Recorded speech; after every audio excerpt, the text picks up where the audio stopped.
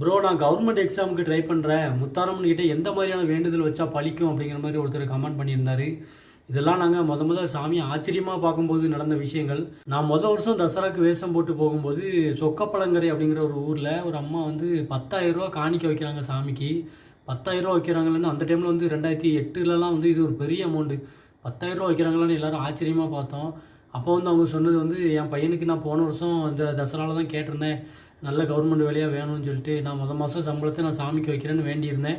அதே மாதிரி எனக்கு இந்த வருஷம் கவர்மெண்ட் வேலை கிடச்சிது. அதனால் அந்த 10,000 ரூபா காணிக்கையை நான் சாமிக்கு வைக்கிறேன் அப்படின்னு சொல்லி அவங்க கொடுத்தாங்க. அந்த டைம்லாம் எங்கள் எல்லாருக்கும் ரொம்ப ஆச்சரியமாயிடுச்சு. நாங்களாம் ஒரு 10 பேர்கிட்ட அந்த டைமில் வருஷம் வேஷம் போட்டிருந்தோம். எல்லாருமே ரொம்ப ஆச்சரியமாக பார்த்தோம் அந்த டைமில். அது மட்டும் இல்லை, இப்போது ரீசெண்டாக போன வருஷம் கூட எங்கள் ஃபேமிலியிலேயே ஒருத்தங்க இதே மாதிரி தான் வேண்டுதல் வச்சாங்க. நான் மாதம் சம்பளத்தை முத்தாரம்மனுக்கே நான் வைக்கிறேன், எனக்கு நல்ல கவர்மெண்ட் வேலையாக கிடைக்கணும்னா அவங்களுக்கும் கவர்மெண்ட் வேலை தான் கிடச்சிது. அதனால் இந்த மாதிரி வேலை ரிலேட்டடாக நீங்கள் சாமிக்கிட்ட வேண்டுறீங்கன்னா மாதம் சம்பளத்தை நான் வைக்கிறேன் அப்படின்னு சொல்லி வேண்டுங்க. கண்டிப்பாக வேலை கிடைக்கும்.